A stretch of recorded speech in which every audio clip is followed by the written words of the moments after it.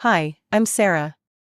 Today I'm going to read you the story of Camilla, which is titled like this: Every weekend, my family treated my house like theirs.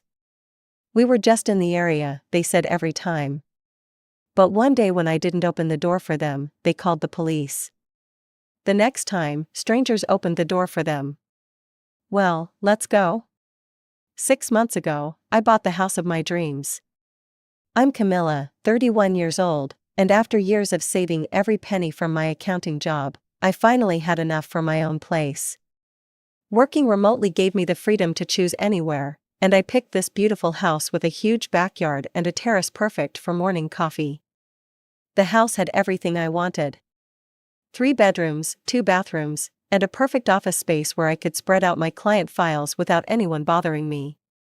The kitchen was modern, the living room spacious, and that terrace, God, I loved sitting there with my laptop on quiet mornings. My family came for the housewarming party 2 weeks after I moved in. Mom and Dad arrived first, followed by my older sister Rachel with her husband Mark and their 2 kids, little Emma, who's 5, and Jake, 7 years old. "This place is huge," Rachel said as she walked through the front door, her eyes scanning every corner. "Thanks. I worked hard for it," I replied, leading them to the kitchen. Dad stepped onto the terrace. This backyard could fit a football field. Rachel appeared beside us with Mark trailing behind. "Honestly, Camilla, this house is way too big for just one person. A family with kids would really make use of all this space."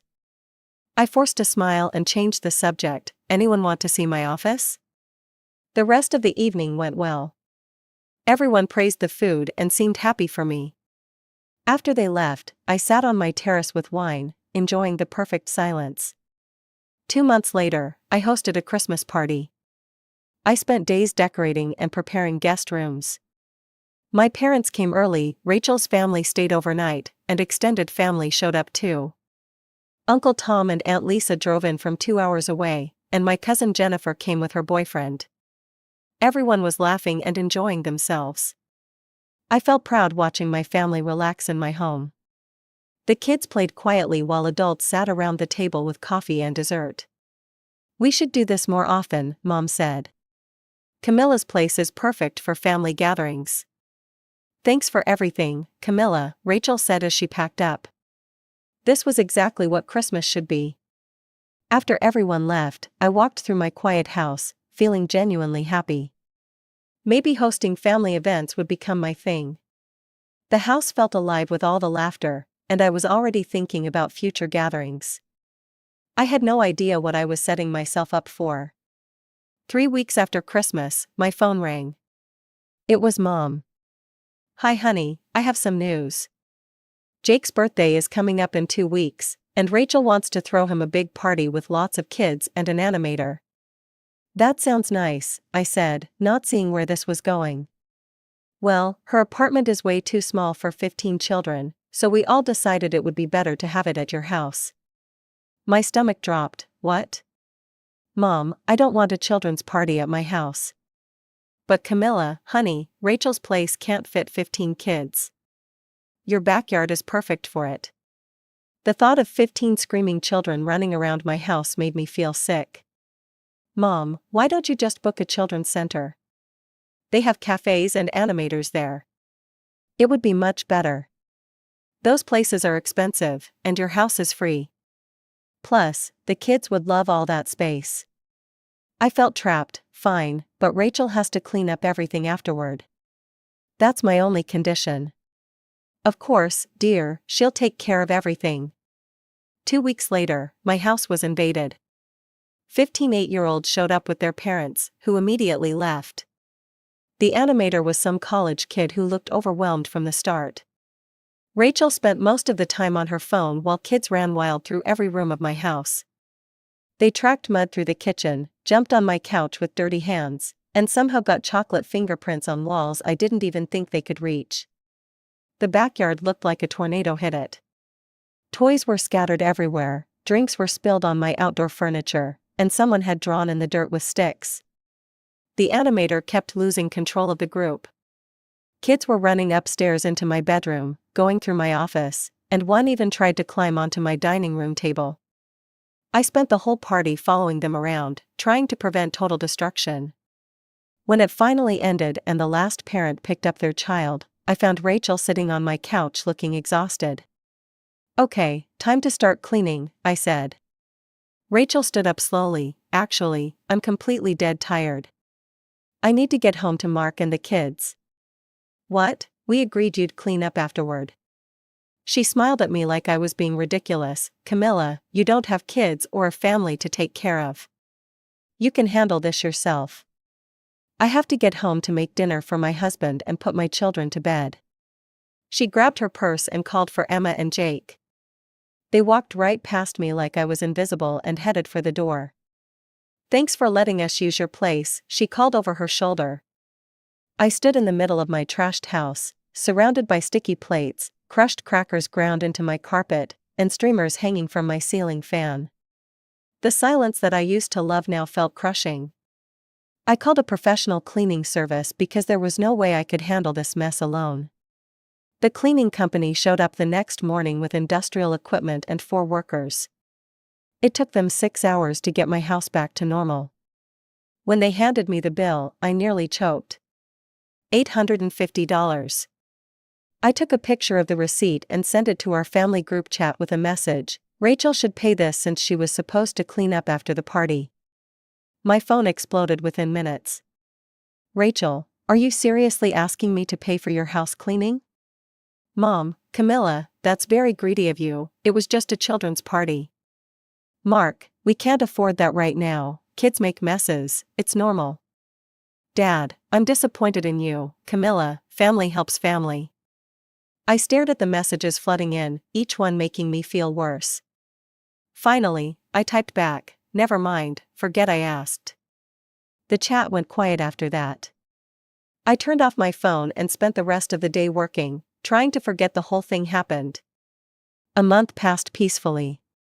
I got back into my routine of morning coffee on the terrace, quiet workdays in my office, and evenings reading or watching Netflix. The house felt like mine again. I almost forgot about the disaster of Jake's birthday party. Then Saturday morning came. I was in my pajamas, working on a client's quarterly reports when I heard cars pulling into my driveway. Through my office window, I saw Mom and Dad getting out of their car, followed by Emma and Jake jumping out of the back seat. I threw on a robe and opened the front door. "Hey, what are you guys doing here?" "We were in the neighborhood and thought we'd stop by," Mom said, pushing past me into the house. "The kids wanted to see their Aunt Camilla." "We want to play in the backyard," Emma announced, already heading for the sliding door. "Hold on," I said, "I'm actually working right now. Maybe you could call first next time?" Dad was already settling into my recliner with the TV remote. "Don't mind us, we'll just hang out for a bit." "Actually," Mom called from the kitchen, "we're pretty hungry." "You have eggs and bacon? Maybe some pancakes too?" Before I knew it, I was cooking breakfast for lunch for 4 unexpected guests while trying to keep an eye on the kids through the window. They were running around my yard, picking flowers and throwing dirt at each other. "This is nice," Dad said, not looking away from my TV. "We should do this more often." They stayed until 8 p.m. They ate everything in my refrigerator: the lunch I cooked, leftover Chinese takeout I was saving for dinner, yogurt, fruit, even the emergency frozen pizzas I kept for busy nights. Mom made herself completely at home, reorganizing my spice cabinet to be helpful. The kids tracked mud through the house again, and Dad watched my streaming services all day, leaving me unable to work. When they finally left, they didn't say goodbye properly, just called out thanks for lunch, as they headed to their car. I was left with a sink full of dishes and 6 hours of work I needed to catch up on. I stayed up until 2 a.m. finishing the reports that should have been done by noon. The following Saturday, it happened again. Same routine: unexpected arrival, demands for food, kids destroying my yard, parents taking over my living room. This time Mom insisted I order pizza for everyone. I ordered the food and tried to work in my office, but the kids were screaming in the backyard and my parents were having loud conversations on the terrace. I closed my window, but I could still hear everything. When they left that evening, my kitchen looked like a war zone and they hadn't cleaned up anything. Not even their plates. Sunday night, I'd had enough. I opened our family group chat and typed, "I need to set some boundaries. I can't have surprise visits every weekend anymore. You're disrupting my work schedule and leaving messes for me to clean up. If you want to visit, please call first and plan to clean up after yourselves." The response was immediate and brutal. "Mom, I can't believe you're being so ungrateful. We just want to spend time with you." "Dad, this is how family works, Camilla, we support each other." Rachel, "Wow, so you hate having your nephews visit? That's really sad." Mark, "You're acting like spending money on family is some huge burden." Very greedy. The messages kept coming for hours. I felt sick reading them, so I closed the chat and didn't respond. But they didn't stop. The next Saturday, I heard cars in my driveway again. This time it wasn't just my parents and the kids. I peeked through my blinds and saw Uncle Tom and Aunt Lisa getting out of their car too, along with my cousin Jennifer and her husband Dave. Mom knocked on my door, surprise. We were all in the area and decided to visit. I opened the door, already exhausted. "All of you were just in the area? What a coincidence, right?" Aunt Lisa laughed. "Tom suggested we all stop by since you have such a lovely home." They filed into my house like they owned it. Uncle Tom immediately headed for the terrace, perfect day to sit outside. "You don't mind if we stay for lunch, do you?" It wasn't really a question. Jennifer was already exploring my kitchen. "Camilla, do you have sandwich stuff? We could make a big lunch spread on the terrace." "Actually, why don't we just order food again?" Mom suggested, "it's easier." I found myself ordering $75 worth of Chinese food while 6 adults made themselves comfortable in my house and the kids tore up my backyard again. They stayed until almost midnight, talking and laughing while I calculated how many work hours I was losing. As they were finally getting ready to leave, Aunt Lisa hugged Mom. What a wonderful idea this was, having Saturdays at Camilla's place. "We should definitely do this every week." My blood turned cold. "Every week?" "That sounds perfect," Mom beamed. "Camilla loves having family around." I spent the entire week dreading Saturday. The thought of another invasion made my stomach twist every time I thought about it. By Friday night, I'd made my decision. I simply wouldn't open the door. Saturday morning came, and right on schedule, I heard the familiar sound of multiple cars pulling into my driveway. I peeked through my blinds and saw the same group as last week: Mom, Dad, the kids, Uncle Tom, Aunt Lisa, Jennifer, and Dave. They were already heading toward my front door like they owned the place. The knocking started immediately. "Camilla, we're here," Mom called out cheerfully. I stayed in my office chair, heart pounding. The knocking got louder. "Camilla?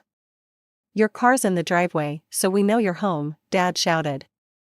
I took a deep breath and walked to the door. "I'm not letting you in today," I called through the wood. Silence, then an explosion of voices. "What do you mean you're not letting us in?" Mom's voice was shrill. "Open this door right now," Uncle Tom demanded. "Aunt Camilla, we want to play," Emma whined. "I told you all last week that I need boundaries," I said loudly. "I'm working today and I don't want visitors." Mom started pounding on the door harder. "Camilla, you're embarrassing us in front of the whole neighborhood. Open this door immediately." "No, I asked you to call first and you ignored me. I asked you to clean up after yourselves and you ignored me. Now I'm asking you to leave." The pounding continued, and I could hear the kids starting to cry. My neighbors were probably getting quite a show. "Fine," Mom screamed, "I'll call the police. They'll make you let us in." I couldn't believe what I was hearing. "Mom, the police don't force people to let family into their homes." "We'll see about that."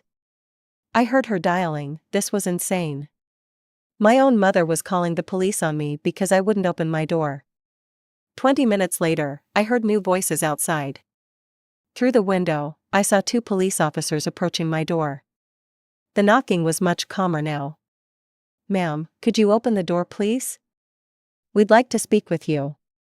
I unlocked the door and opened it, facing 2 tired-looking cops and 8 furious family members standing behind them. The older cop looked confused. "Your mother says you're refusing to allow your family inside." "That's correct, this is my house, and I don't want visitors today. I've asked them to leave my property and they're refusing." "She's being cruel and unreasonable," Mom burst out. "We just want to visit." The officer held up his hand to quiet her, then looked back at me. "Ma'am, is this your house?" "Yes, officer, I own it. I have every right to decide who comes in." He nodded. "You absolutely do. And you have the right to ask people to leave your property, even family members." Everyone behind him gasped. "What?" Aunt Lisa sputtered. "You can't be serious." "I'm completely serious," the officer replied. "This lady has every legal right to deny entry to anyone she chooses. You all need to leave her property now." Mom's face was bright red. "You're making a huge mistake, officers. Family should be together." "Ma'am, the only people making mistakes here are you folks for refusing to leave when asked. If you don't leave now, we'll have to cite you for trespassing." I watched my entire family's faces go through different stages of shock and anger. Emma and Jake were clinging to their grandparents, looking confused and scared. "Fine," Dad said coldly, "we'll leave. But this isn't over, Camilla." They started walking toward their cars, throwing angry looks over their shoulders. Mom was the last to go. "You're going to regret this," she hissed at me. After they drove away, the older officer shook his head. "Family disputes are always messy. You might want to consider getting a restraining order if this continues, though honestly, you probably don't have grounds for one yet. Try to work this out between yourselves if possible." "Thank you, officers, I appreciate your help." They left, and I closed my door, sliding down against it until I was sitting on my entryway floor. My hands were shaking.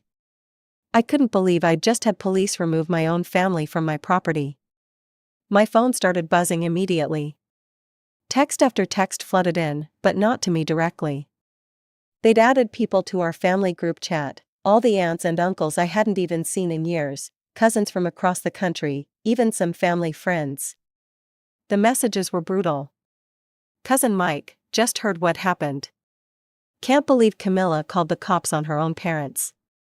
Of course, Mom didn't say that she called the police, not me. "Aunt Sarah, what kind of person locks out their family? This is disgusting. Uncle Bob always knew that girl was selfish. Living in that big house all alone while refusing to share it."